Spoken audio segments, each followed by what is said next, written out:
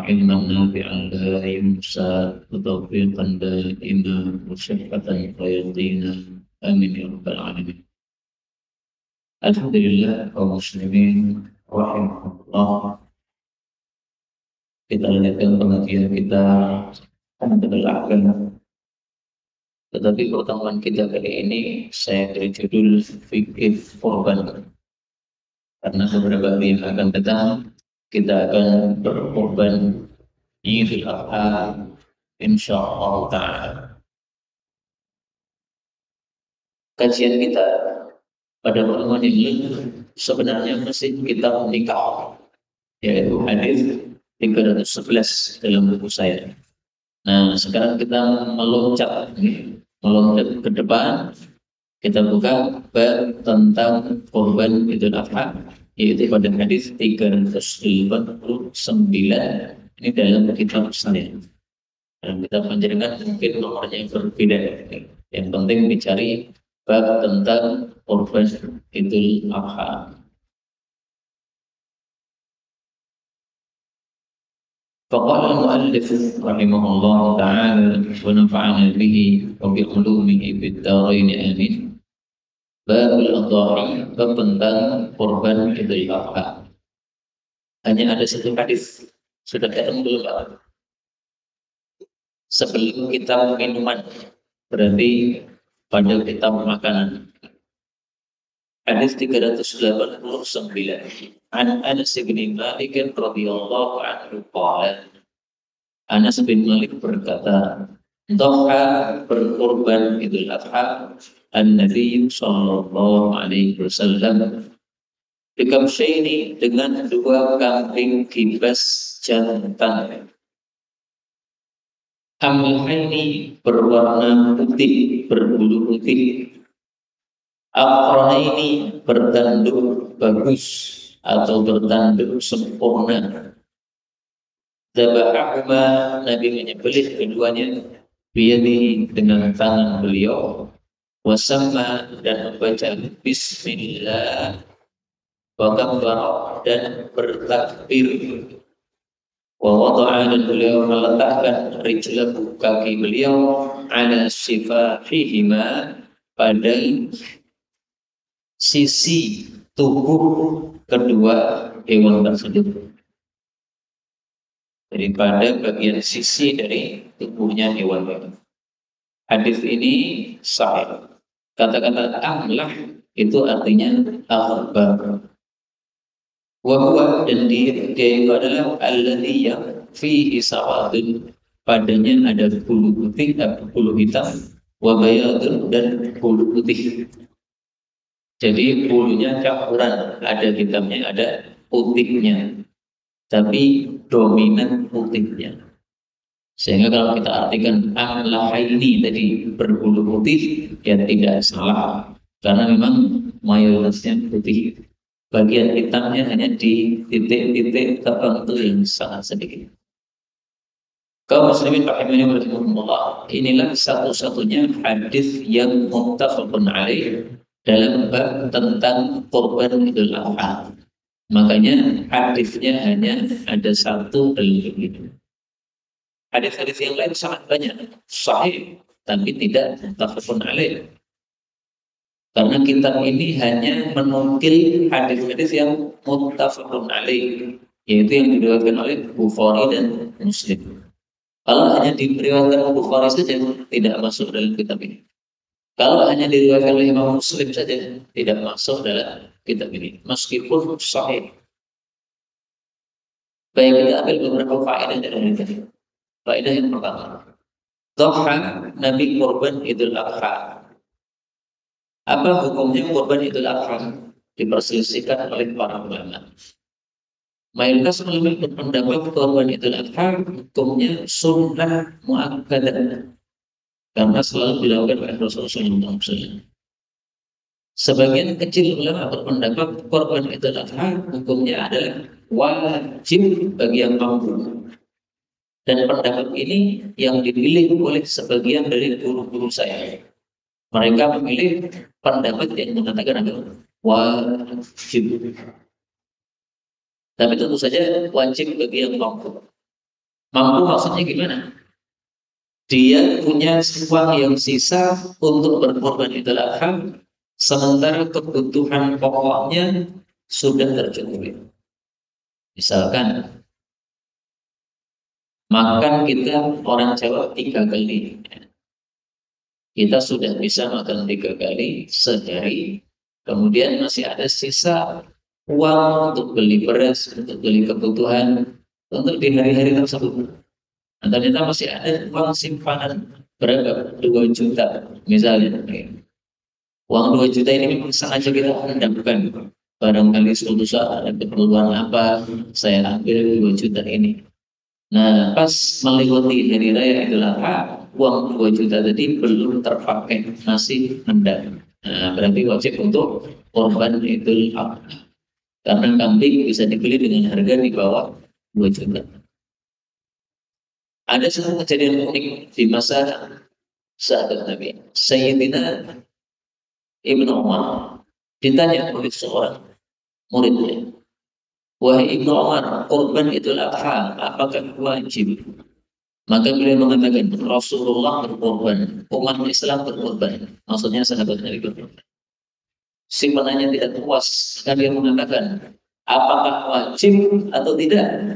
Maka dia mengatakan, kamu paham tidak kamu itu? Paham tidak? Rasulullah berkorban, umat Islam berkorban. Paham? Kalau sudah paham ya sudah itu aja. Nah, jadi Ibnu Umar gak peduli mau wajib mau sunnah, pokoknya kalau itu diajarkan Nabi maka hendaklah apa kita lakukan. Rasulullah itu korban setiap tahun, Pak. Maka Rasulullah seumur hidup korbannya sampai 9 kali. Kok bisa 9 kali? Karena syariat korban ini mulainya pada tahun 2 Hijriah. Nah, maka Rasulullah sejak tahun 2 Hijriah sampai tahun 10 Hijriah beliau selalu berkorban setiap tahun. Wafatnya pada tahun 11 Hijriah, sehingga sudah tidak lagi berkorban pada tahun tersebut karena wafatnya di tengah-tengah tahun atau di awal-awal tahun. Maka dari sini kita ambil pelajaran bahwa korban itu dilakukan setiap tahun, bukan hanya 1 kali. Seumur hidup bukan. Di masyarakat itu ada kebiasaan yang salah, salahnya kaprah. Kenapa? Sudah hampir banyak yang melakukan, bahkan tidak seperti itu pelaksanaan. Bagaimana? Satu keluarga isinya misalnya 5 orang, ada bapak, ada ibu, berarti ada 3 anak.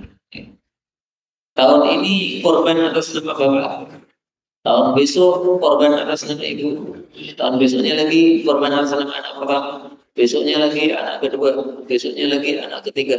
Udah korban 5 kali, habis itu nggak korban lagi. Kenapa? Sudah semua. Itu salah kayak begitu. Salah. Salahnya 2. Satu, korban itu setiap tahun, bukan hanya seumur hidup sekali. Yang kedua, di atas namakan istri, di atas namakan anak, itu tidak ada sunnahnya dari Rasulullah SAW. Tapi ini sudah wabah. Banyak sekali orang yang melakukan seperti itu. Nah, maka saya ulang-ulang lagi, korban itu ya untuk kamu sendiri. Saya sebagai bapak, maka saya korban ya untuk saya. Nah, terus bagaimana dong istri saya dan anak-anak? Kasihan mereka tidak dapat pahala korban. Nah, supaya mereka juga dapat pahala korban, kita serikatkan di dalam doa menyembelih. Ya Allah, terima korban ini dari saya dan dari keluarga saya. Nah, maka semuanya sudah tercakup. Ini yang dilakukan oleh Rasul. Rasulullah ketika menyembelih, apa kata beliau? Ya Allah, terimalah dari Muhammad dan keluarganya Muhammad. Maka semuanya kena. 9 istri kena semua. Anak-anaknya semuanya kena semua. Nabi tidak pernah. Ini tahun pertama atas nama Muhammad, tahun besoknya atas nama Aisyah, tahun besoknya atas nama Zainab. Istri-istri Nabi satu persatu tidak ada. Ya setiap tahun ya korbannya ini terima dari saya dan untuk sekeluarga. Nah, maka tolong masyarakat dikasih tahu ya bahwa mengatasnamakan seperti itu tidak sesuai sunnah baginda Rasulullah SAW, dan memang korban itu bukan setahun apa seumur hidup 1 kali, tapi korban itu setiap tahun.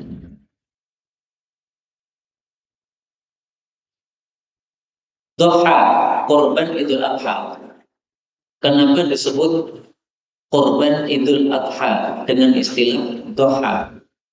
Doha itu diambil dari kata-kata duha. Maka disebut korban udhiyah itu karena korbannya dilakukan pada waktu duha. Selesai khutbah ini turun dari mimbar, ambil pisau, menyembelih korban. Itu yang dilakukan oleh Rasulullah SAW.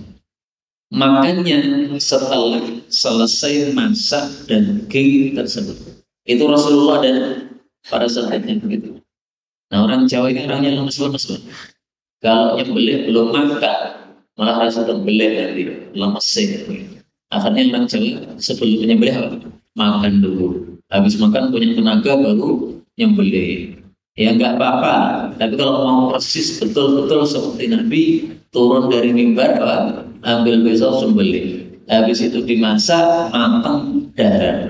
Maka makannya setelah apa? Menyembelih. Korban Idul Adha kalau disembelih tidak di waktu duha, tapi di malam hari boleh atau tidak, diperselisihkan oleh para ulama. Ada yang mengatakan sah, ada yang mengatakan tidak sah. Pendapat yang benar adalah, atau pendapat yang kuat adalah, mau duha, mau siang, mau sore, mau malam, semuanya sah.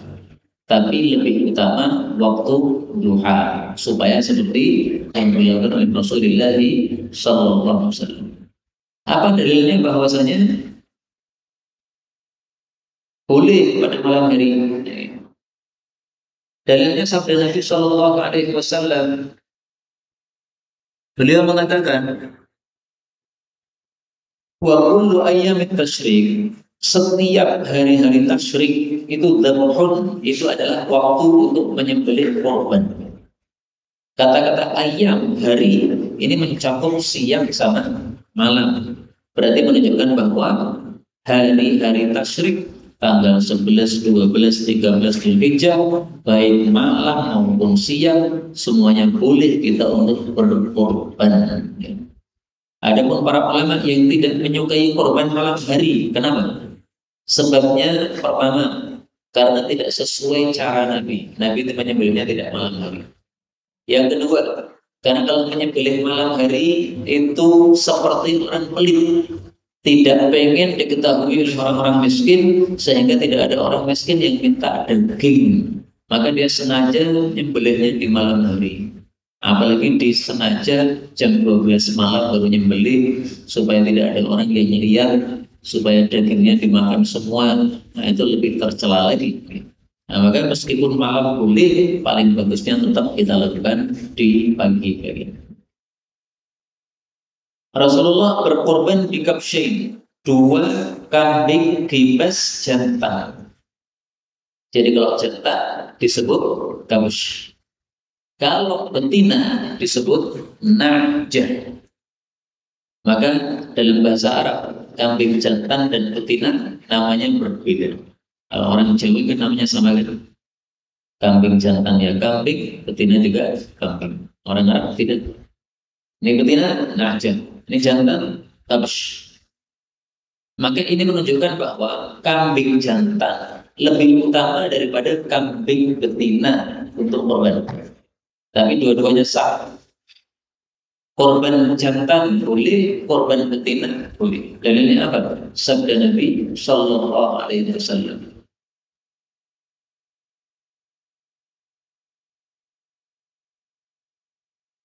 Beliau mengatakan, la yadurukum, tidaklah memadarati kalian adhranan, apakah hewan jantan, kunna am inasan, ataukah hewan betina. Tidak memadarati, berarti apa? Boleh. Jantan boleh, betina boleh. Kok tahu maksudnya jantan lebih utama? Sebabnya 2. Pertama, karena tadi disebutkan kabsyain, Nabi pilih yang jantan. Yang dipilih oleh Nabi berarti lebih utama. Yang kedua, jantan itu lebih mahal. Maka semakin mahal harga korban, semakin lebih utama. Dalilnya apa? Sabda Nabi Sallallahu Alaihi Wasallam, Beliau mengatakan, innama ajruki, sesungguhnya tiada lain pahala untuk kamu, ala qadri nasabiki, sesuai lelah kamu, wa nafaqatiki, dan nafkah yang kamu keluarkan. Jadi semakin lelah dalam ibadah, semakin besar pahalanya. Maka sholat malam lebih besar pahalanya daripada sholat siang, karena malam lebih susah, orang pada ngantuk kita malah bangun. Nafkah dikeluarkan lebih banyak, pahala lebih banyak. Maka korban jantan lebih utama daripada korban betina. Kenapa? Betina lebih murah. Kemudian ketahuilah bahwa kambing gibas itu berbeda dengan kambing Jawa. Kambing gibas harganya lebih mahal. Tandanya kayak apa kambing gibas? Yang apa itu ekornya lebih gede, kemudian bulunya lebih banyak. Maka gembel itu masuk kambing gibas, hanya itu yang murahan. Kalau yang gibas ini yang mahalan. Jadi bulunya sama antara kambing gibas dengan kambing gembel, sama, berarti sama harga. Kalau kambing Jawa kan bulunya kan beda, rambutnya kan seperti rambut kita, bukan seperti bulu gembel. Maka kambing yang Jawa itu marga yang lain. Maka kambing itu dibagi dua, marga domba sama marga kambing. Nah, marga domba itu bulunya banyak. Nah, kambing gibas itu termasuk marga domba. Tapi jenis yang mahal biasanya ekornya lebih besar dan harganya mahal. Saya tanya kepada seorang teman yang setiap tahunnya korban kambing gibas, tapi tahun lalu ya, bukan tahun ini. Berapa harga kambing gibas? Dia katakan 4 juta. Padahal kambing Jawa kan sekitar 2 juta. Nah, ini 4 juta, lebih mahal. Maka kambing gibas lebih utama daripada kambing yang lain-lain seperti kambing Jawa dan sebagainya, karena kambing gibas yang dipilih oleh Rasulullah SAW, dan kambing gibas itu harganya lebih mahal. Maka dari dua sebab ini kambing gibas lebih utama. Faedah berikutnya, hadis ini menunjukkan bahwa Nabi korbannya itu bukan satu kambing, tapi 2 kambing. Menunjukkan apa? Boleh satu orang korban 2 kambing, bahkan lebih boleh. Maka 1 sapi untuk 1 orang boleh. Karena 1 sapi kan maksimalnya 7 orang ini. Ini 7 ini bukan harus, tapi maksimalnya. Seandainya 1 sapi untuk 6 orang, sah. Jadi misalnya cari kelompok korban sapi hanya dapat 6 orang. Cari 1 orang lagi nggak ketemu, nggak ada. Nah, maka dari 6 orang ini ditawari, ada nggak yang mau nutup? Sehingga dia berkorbannya 2 bagian. Ada 1 yang mau saya. Nah, boleh. Dia kemudian mengeluarkan duitnya lagi supaya korbannya 1 sapi pas 7 orang. Pas untuk 6 orang tadi. Sehingga 1 orangnya seperti 2 orang karena dia mengambil 2 bagian, nggak ada masalah. Muncul pertanyaan, Nabi kok kambingnya 2? Korbannya untuk siapa? Yang satunya untuk siapa? Dalam hadis yang lain disebutkan, beliau korban 2, 1 untuk sekeluarga, 1 untuk umat-umat beliau. Maka 1 disembelih, ya Allah, terimalah ini untuk saya dan keluarga saya. 1 lagi disembelih, ya Allah, terimalah ini untuk umat-umat saya yang belum korban. Karena umat Nabi ada yang tidak korban karena miskin, karena enggak paham, dikira korban hanya 1 kali seumur hidup. Nah, maka orang-orang yang tidak korban itu sudah dikorbankan oleh Rasulullah SAW. Tapi para ulama mengatakan, menyembelih korban dengan mengatakan, ya Allah, terimalah untuk umatku, ini hanya merupakan khusus bagi Rasul, tidak boleh kita tiru. Kita tidak bisa berkorban kemudian mengatakan, ya Allah, terimalah ini dari umatku. Memang kamu nabi, ya. Nah, kita bukan nabi kok mengatakan terimalah dari umatku, nggak bisa. Bisanya untuk sebab kecil. Misalnya mengatakan, ya Allah ini terimalah dari keluargaku, nah, sebab kecil. Ya Allah terimalah ini dari teman-temanku, nah ini sebab kecil. Ya Allah ini terimalah dari rekan-rekan kerjaku, karena rekan-rekan kerjanya tidak ada yang nyembelih, dia sendiri yang nyembelih. Nah, boleh, seluruh itu boleh. Tapi kalau untuk seluruh manusia, nah ini merupakan khusus bagi Rasulullah SAW. Karena itu bapak-bapak yang ingin melaksanakan korban 2 ekor kambing silakan. Gitu. 1 ekor kambing sudah cukup. Kalau ingin 2 ekor kambing seperti yang dilakukan oleh Nabi, silakan. Bahkan 5 kambing boleh, 10 kambing boleh, tidak ada batas maksimalnya. Yang penting niatnya ikhlas. Gitu. Kalau niatnya tidak ikhlas, nah itu yang jadi masalah. Kemudian amlahin, bulunya putih, menunjukkan bahwa korban bulu putih lebih utama. Kenapa? 2 sebab. Pertama, karena itulah korban yang dipilih oleh Rasulullah SAW. Yang dipilih oleh Nabi berarti itu yang paling utama. Sebab yang kedua, karena Rasulullah SAW ada sabda beliau mengatakan, damu afra, darahnya satu hewan berbulu putih, ahabu ilallah, lebih disukai oleh Allah, min saudawain, daripada 2 hewan berbulu hitam. Hadis riwayat Ahmad. Tapi saya jujur, hadis ini derajatnya diperselisihkan oleh para ulama.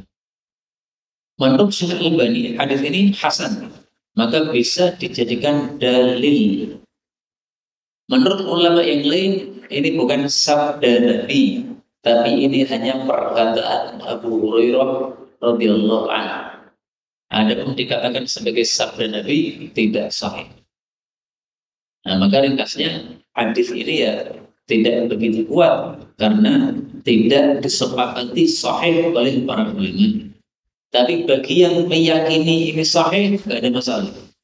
Saya meyakini hadis ini sahih, mengikuti pendapat ulama-ulama yang mensahihkan, maka setiap korban saya usahakan yang bulunya putih, silakan, nggak ada masalah. Tapi tentu saja, fadilah korban itu tidak hanya di bulunya saja. Kalau ini ada hewan korban bulu putih harga murah karena krempeng. Sementara di sini ada hewan korban bulu hitam, tapi mahalnya bukan main. Sampai nggak ada yang nawar, saking mahalnya. Wadahnya bukan main. Nah ini tidak mungkin kita mengatakan ini yang putih lebih utama, nggak mungkin. Ya. Kenapa? Karena fadilahnya itu tidak hanya di warna. Fadilah berkaitan dengan warna itu putih lebih utama daripada hitam. Fadilah berkaitan dengan harga itu mahal lebih utama daripada yang murah. Fadilah berkaitan dengan gemuk itu yang lebih besar badannya, lebih gemuk, lebih banyak dagingnya itu lebih utama. Nah, maka harus menilainya secara adil, dinilai dari satu sisi dulu.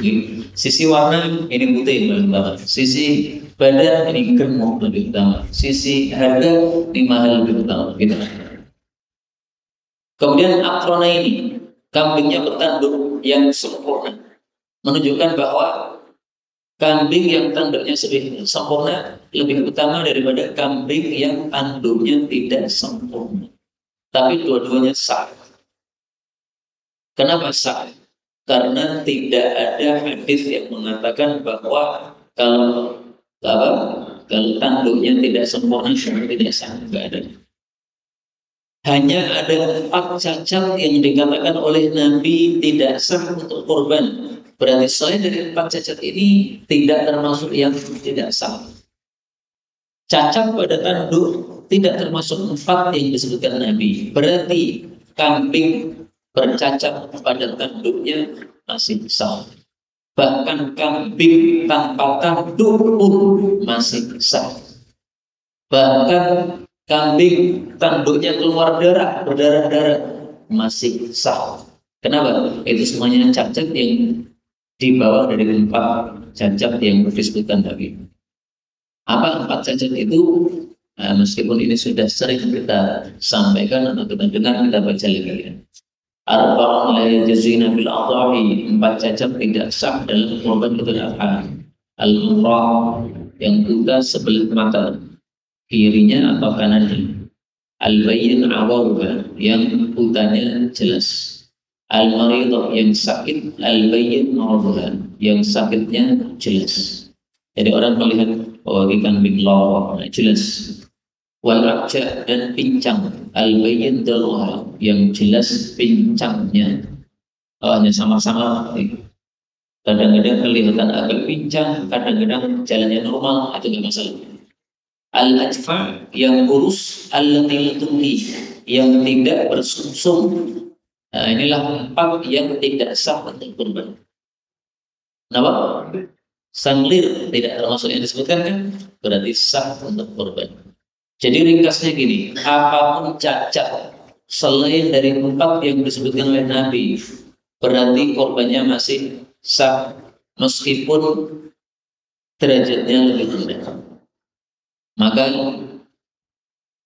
kambing yang tanduknya bercacat derajatnya lebih rendah untuk korban daripada yang tanduknya sembuh. Yang telinganya bercacat sah, tapi derajatnya lebih rendah daripada yang telinganya sembuh. Demikian juga sangklir dan sebagainya tadi, apapun cacat yang lain, pokoknya selain 4. Tapi kalau ada cacat yang lebih dahsyat dari 4 ini, lebih dahsyat, tentu saja tidak sah. Misalnya buta dua-duanya, satu saja tidak sah, apalagi apa? Buta dua-duanya ditambah tidak sah. Ini bukan pincang lagi, tapi lepok. 4 kakinya sama-sama semuanya tidak bisa berjalan, agak bisa jalan. Karena apa? Pincangnya tidak di satu sisi, tapi 4-4-nya bermasalah, kakinya nggak bisa jalan. Nah, itu sudah pasti tidak sah. Kalau pincang itu kan berarti masih bisa jalan. Berarti kan cacatnya di sebagian kaki saja. 4 kaki semuanya cacat, ditambah tidak sah.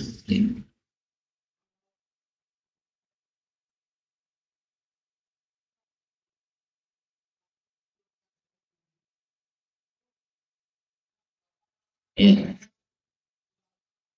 Kalau pincangnya setelah ditetapkan sebagai hewan kurban, bukan sebelumnya, maka dimaafkan.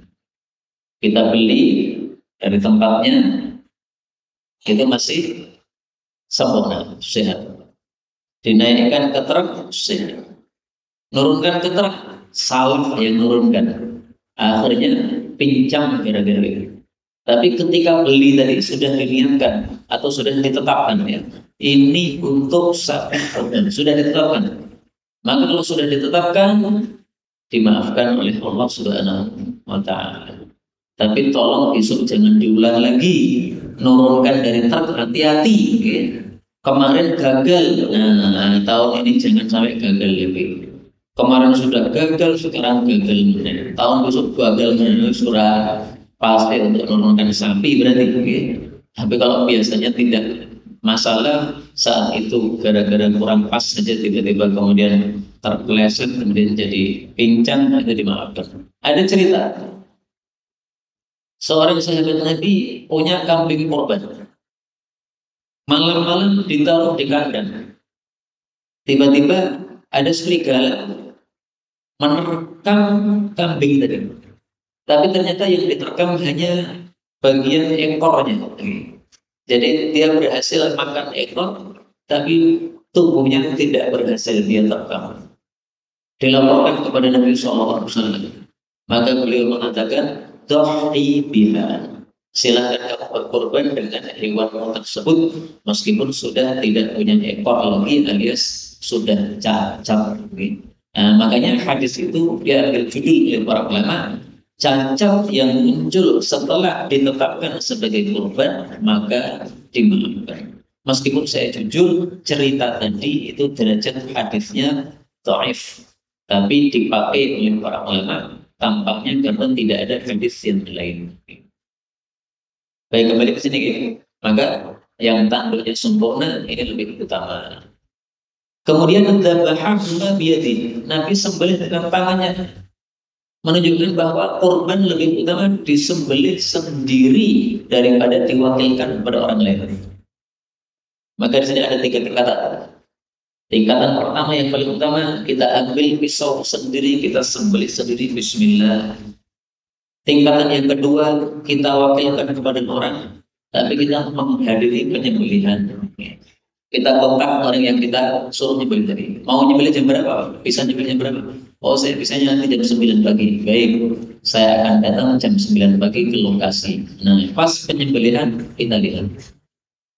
Tingkatan ketiga yang terakhir, kita wakilkan dan kita tidak melihat sama sekali proses penyembelihannya. Itu juga sah, tetapi derajatnya yang paling bawah. Contohnya orang-orang yang mengirim korbannya untuk Palestina, mengirim korbannya untuk negara Yaman, karena di sana banyak yang kelaparan. Sementara di Indonesia sudah sisa-sisa dari korban, ya saking banyaknya. Nah, boleh saja korban dikirimkan ke sana yang membutuhkan. Tapi tadi derajatnya paling rendah. Kenapa? Kita tidak melihat prosesnya. Tapi sekarang sudah ada HP ya. Maka kalau bisa dipesankan, nanti proses penyembelihan tolong disiarkan live streaming, jadi bisa melihat prosesnya. Baik, kemudian sama beliau membaca bismillah.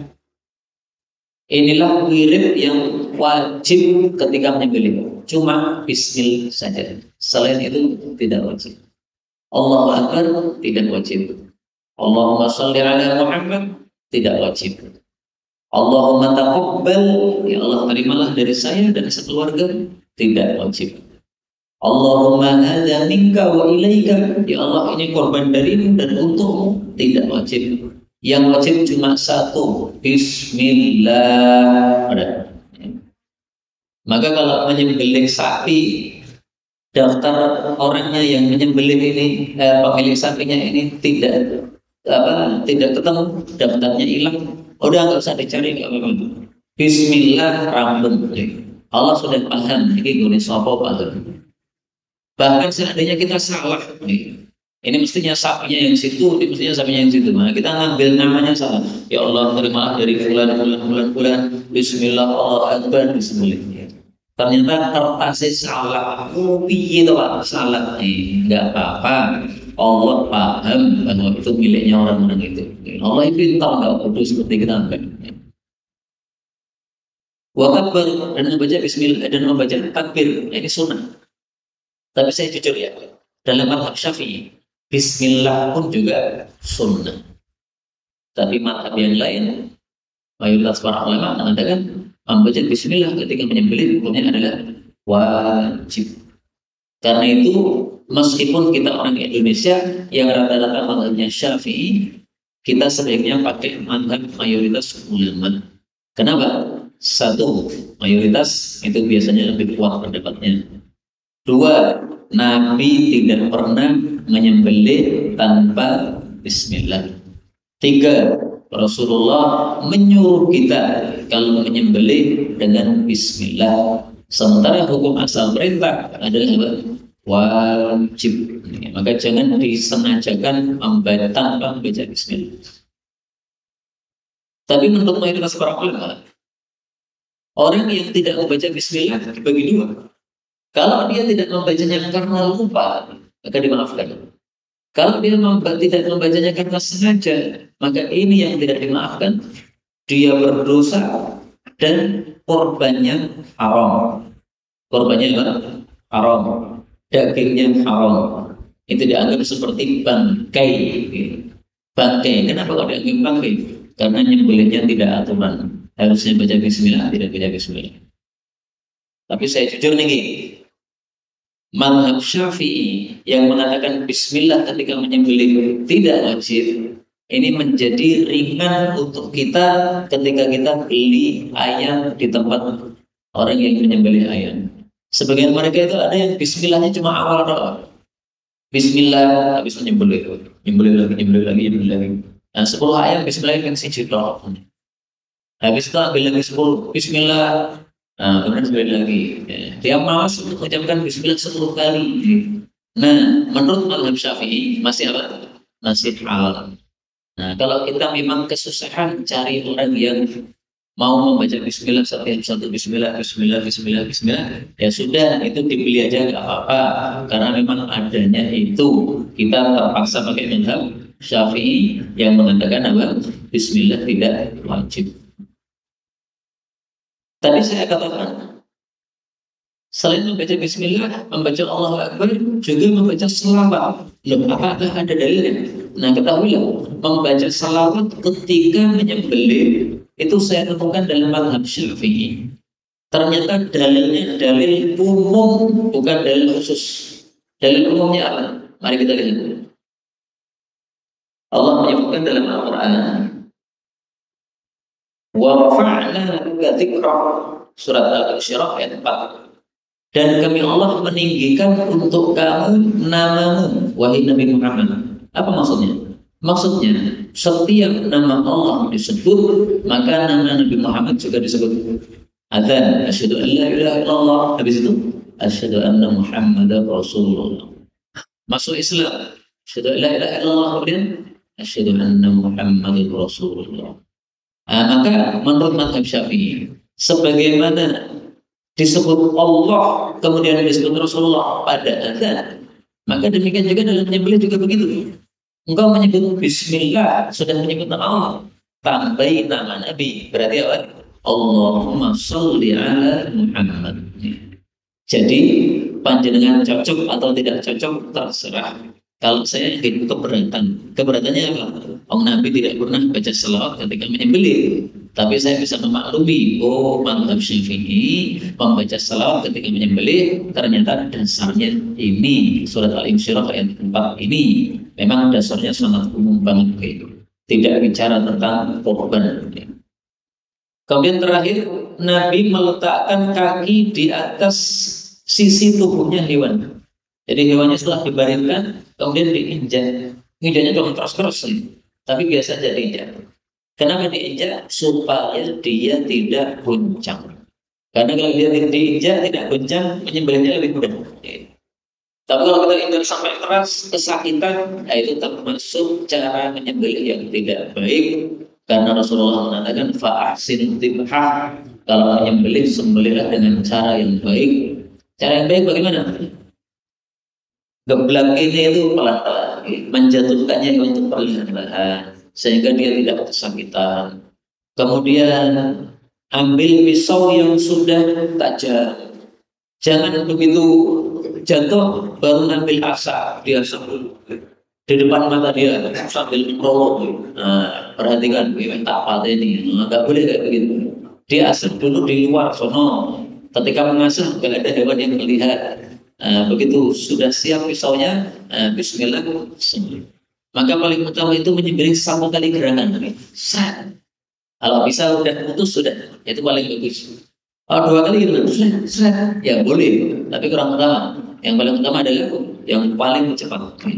Wallahu a'lam bishawab. Ini yang dapat kita pelajari pada pertemuan kali ini. Benarnya dari Allah, kalau ada salahnya, fa astaghfirullahaladzim wa lakum. Walhamdulillahi rabbil alamin.